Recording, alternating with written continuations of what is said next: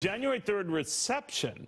The problem is, I think it's going to be about nine cards that would go out, because that's how many voted in our favor. Between those who abstained or outright voted against us, 128 countries did.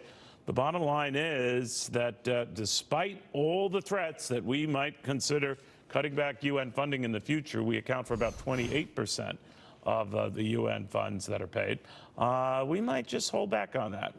The threat obviously didn't materialize into many more yay votes.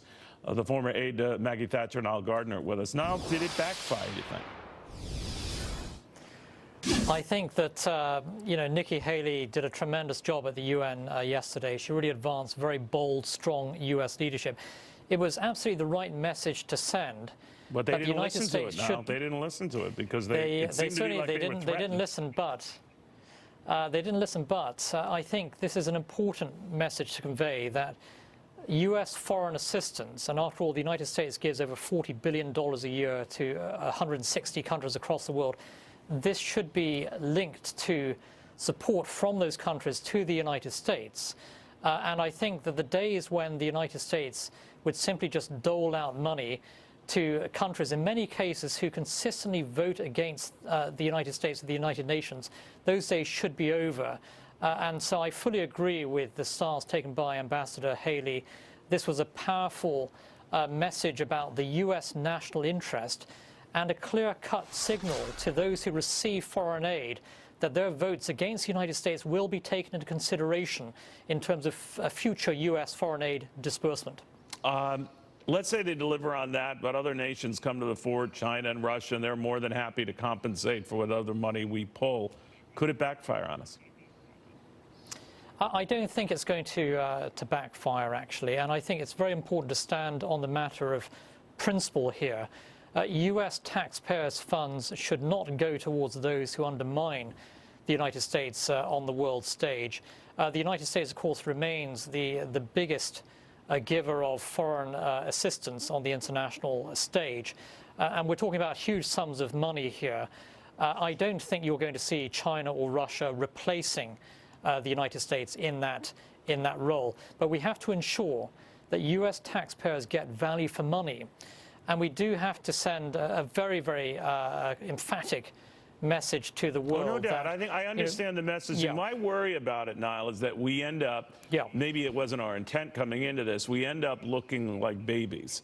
That we all of a sudden say, well, you don't play our way, we're going to take our marbles, our money, and walk away. And it was this, the world called our bluff on this. And to your point, they might regret it, but that we overplayed a hand here to say, if we don't get our way with you, we'll stop paying you.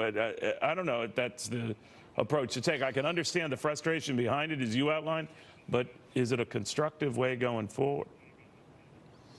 I think it is a constructive way, and after all, U.S. leadership is not a popularity contest.